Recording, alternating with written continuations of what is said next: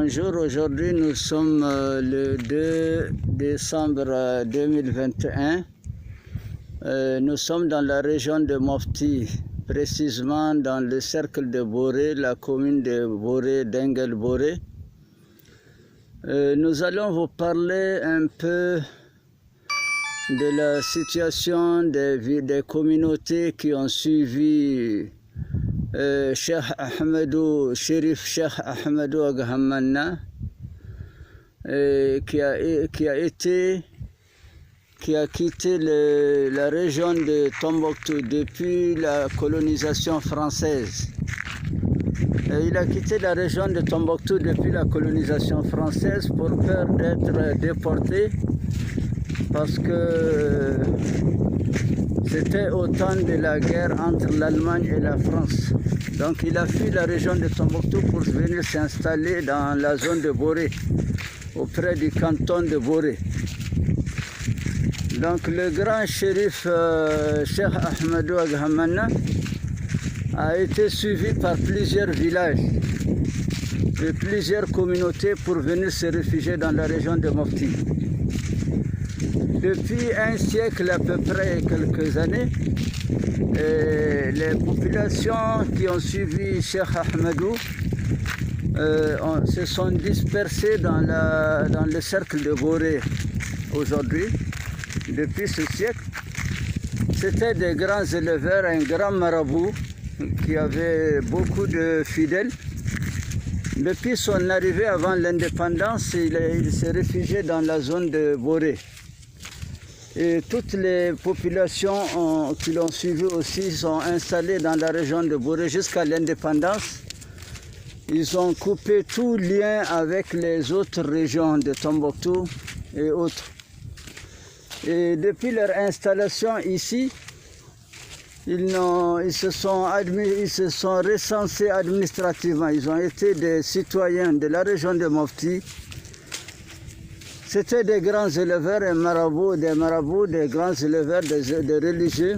Ils n'avaient autre activité que la religion, l'école coranique, l'élevage, ainsi de suite.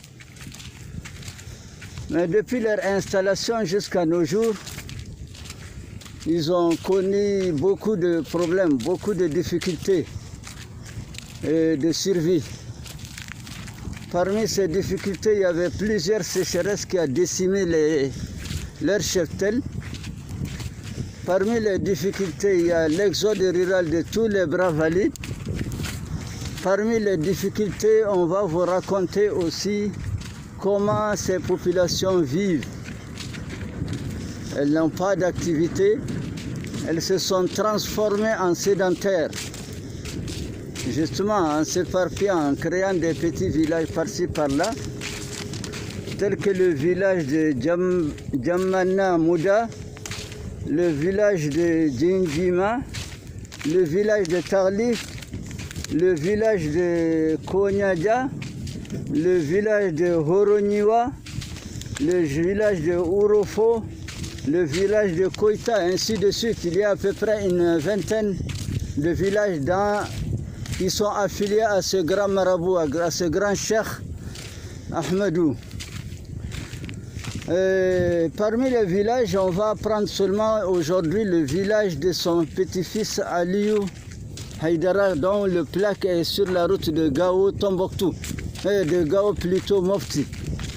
Le tronçon Gao Mopti qui est à peu près à 500 mètres du goudron. Son village de Aliou Haïdara est à 500 mètres du village du goudron de Mopti Gao. Cela nous permettra de vous expliquer un peu comment ces populations vivent.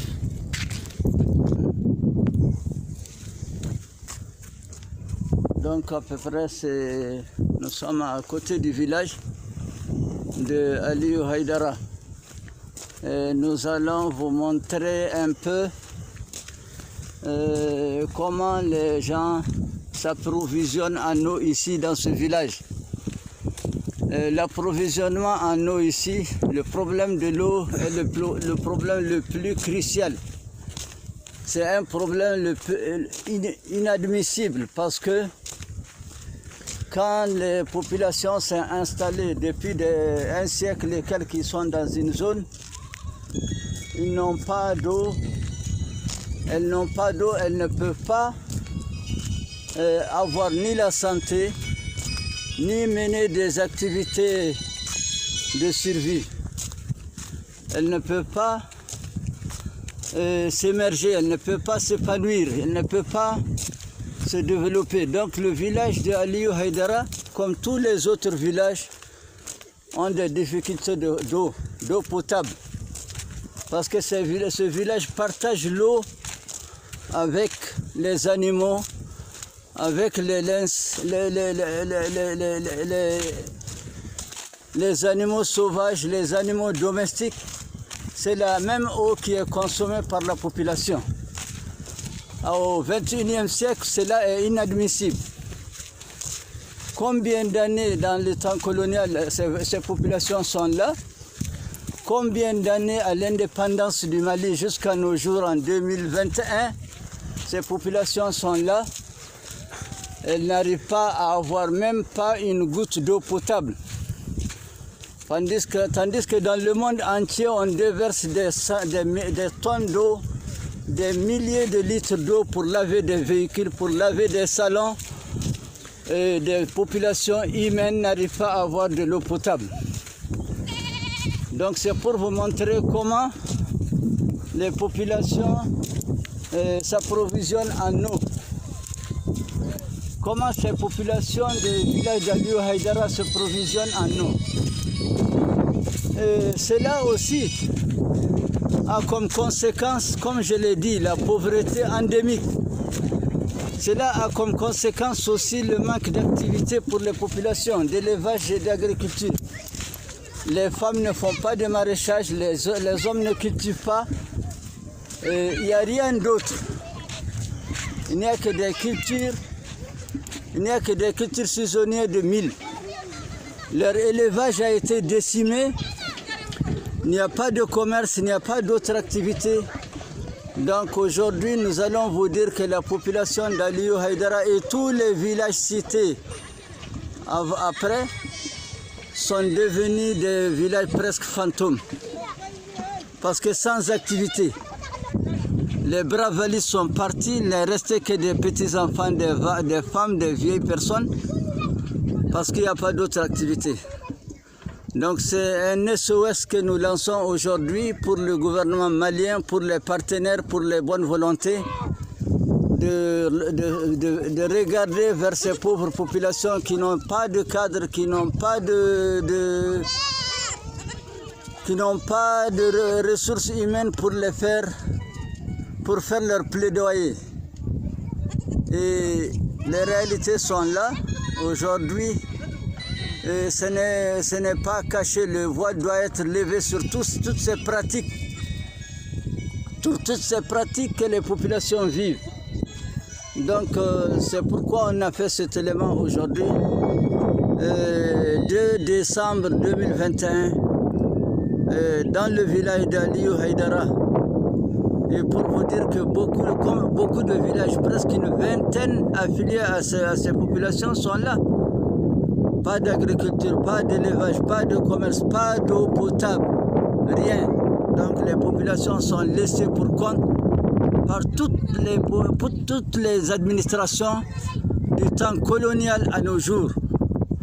Et il est temps quand même que les leaders, que les responsables, que les partenaires soient sensibles à la souffrance de ces populations.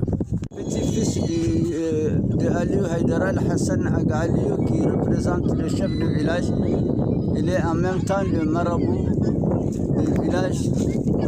Et c'est lui qui coordonne tout ce qui se passe dans la zone. Et les villages qui ont suivi son grand-père pour arriver à Boré, dans la région de Boré depuis le temps colonial. On vous remercie. Et nous sommes venus au point d'eau presque, c'est pas un point d'eau. Ce point d'eau est à 20 mètres du goudron qui relie Mofti Gao pour vous dire que ces populations du village d'Aliou Haïdara ont plusieurs autres parcours des kilomètres à peu près, 4 à 5 kilomètres pour venir prendre de l'eau dans cette mare. Cette mare que même les animaux aujourd'hui ont presque abandonné. Et vous voyez les enfants, les ânes, prendre cette eau. C'est cette eau qui est consommée par les femmes, les enfants, les vieilles personnes. C'est cette eau qui sert de cuisine, c'est cette eau qui sert de lessive, c'est cette eau qui sert de boisson. Donc vraiment, cela est indigne au XXIe siècle. Cela est indigne.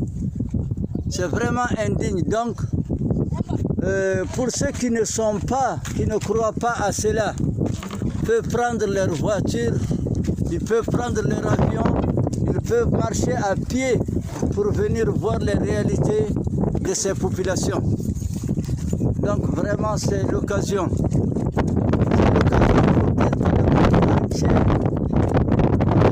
Doit être au courant de ce qui se passe dans ces milieux.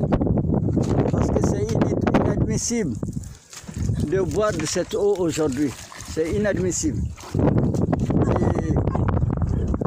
Il y a des populations qui ont des châteaux, des forages, des puits, mais celle-ci, jusqu'à nos jours, 2 décembre 2021, elle n'arrive pas à s'approvisionner correctement et humainement à avoir de l'eau potable pour elle. On vous remercie.